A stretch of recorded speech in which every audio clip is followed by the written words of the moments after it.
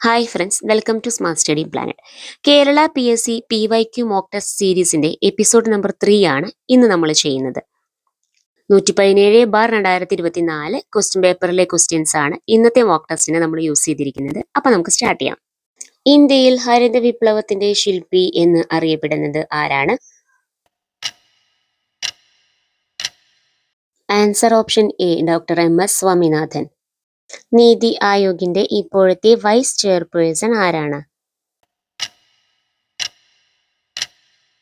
Answer option C, Ashok Kumar Lahiri. Next question, താഴെ പറയുന്ന വനിതകളിൽ ഭരണഘടനാ നിർമ്മാണ സഭയിൽ അംഗമല്ലാത്തത് ആര്? Answer option C, Accamma Cherian. Next question, കൂടുതൽ അധികാരത്തോടു കൂടിയ കേന്ദ്ര ഗവൺമെന്റ് എന്ന ഇന്ത്യൻ ഫെഡറലിസം ഏത് ഭരണഘടനയുടെ സ്വാധീനത്താൽ രൂപപ്പെടുത്തിയതാണ്? Answer option B, Canada. Next question, കേന്ദ്ര സംസ്ഥാന അധികാര വിഭജനത്തെ കുറിച്ച് പറയുന്നതിൽ സംസ്ഥാന ലിസ്റ്റിൽ പെടാത്ത വിഷയം ഏത്? ആൻസർ ഓപ്ഷൻ സി, വനം.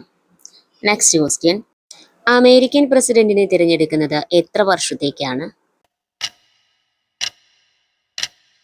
ആൻസർ ഓപ്ഷൻ സി, 4 വർഷം.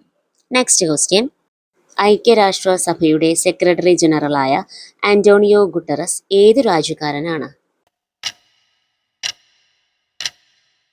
Answer option D, Portugal.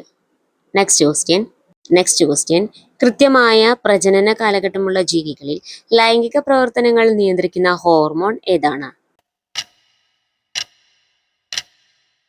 Answer option C, melatonin.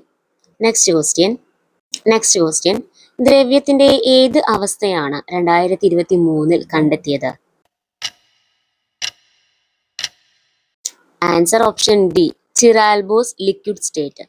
Next question, electric കാറുകളിൽ ഉപയോഗിക്കുന്ന ബാറ്ററികളിൽ അടങ്ങിയ പ്രധാന മൂലകമേത്?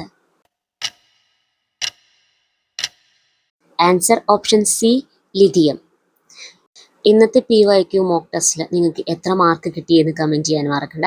എപ്പിസോഡ് 4 നമുക്ക് വീണ്ടും കാണാം. താങ്ക്